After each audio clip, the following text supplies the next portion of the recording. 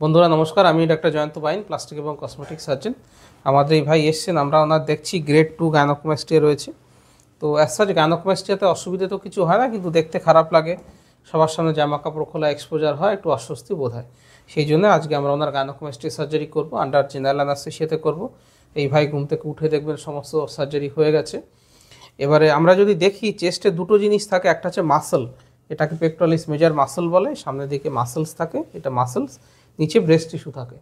তো আমাদের মাসল এবং ব্রেস্ট দুটোরই আলাদা করে মার্কিং করতে হবে, তাহলে আমরা সার্জারির সময় ব্যাপারটা ভালো করে আরও বুঝতে পারবো।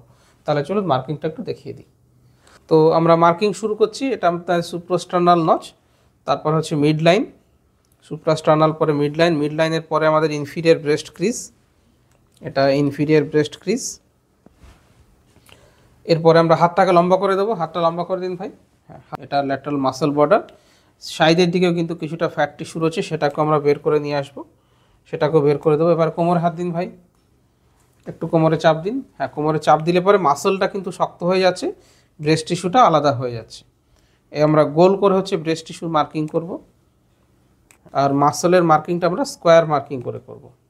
এটা হচ্ছে মাসলের মার্কিং, এটা স্কোয়ার করে করা হবে।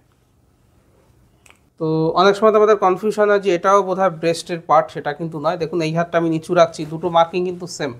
এই মাসলটাকে আমরা উঁচু করছি, দেখুন এটা সেম মাসলের মার্কিং সেম। দেখুন মাসলটা উপরে চলে যাচ্ছে, তাহলে এইটা হচ্ছে মাসল, এইটা হচ্ছে মাসল। মাসলটা কিন্তু মুভ করে, ব্রেস্টের টিস্যু কিন্তু অতটা মুভ করে না। মাসল যতটা মুভ করে ব্রেস্টের টিস্যু ততটা মুভ করে না, এই যে হচ্ছে মাসল। তো এই মাসলের জায়গাতে থাকবে এই যে অংশটা রয়েছে, এই যে অংশটা আমি দুই আঙুল দিয়ে ধরতে পারছি, ভেতরে একটা গ্ল্যান্ড মতো রয়েছে, এই জিনিসটা চলে যাবে। একটু ঘুরে যান, এই যে দেখতে পাচ্ছেন এই যে অংশটা, এই অংশটা চলে যাবে। একটু ঘুরে যান, এই অংশটা চলে যাবে। তাহলে আমাদের এই ভাইয়ের আমরা মার্কিং পোর্শনটা দেখালাম।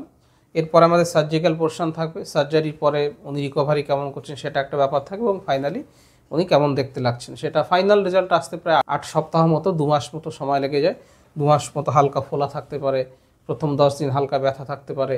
সার্জারির পরে কবে স্নান করবেন, কবে স্নান করবেন না, কি খাবেন কি খাবেন না, কবে থেকে বাইক চালাতে পারবেন, কবে থেকে জিম করতে পারবেন, পেশেন্টদের এক্সপিরিয়েন্স কি, এই সমস্ত বিষয় নিয়ে ছোটো ছোটো ভিডিও আমার ইউটিউব চ্যানেলে রয়েছে, সেগুলো আপনারা নিশ্চয়ই দেখতে পারেন, অনেক ইনফরমেশান পেয়ে যাবেন। আর আমার সঙ্গে যোগাযোগ করতে হলে নিচে আমার হোয়াটসঅ্যাপ নম্বর রয়েছে, সেখানে চেস্টের ফটো পাঠিয়ে দিলে আমি দেখে কোন গ্রেডের গাইনোকোমাস্টিয়া, কত খরচ হবে, কী করতে হবে, সমস্ত ডিটেলস বলে দেবো।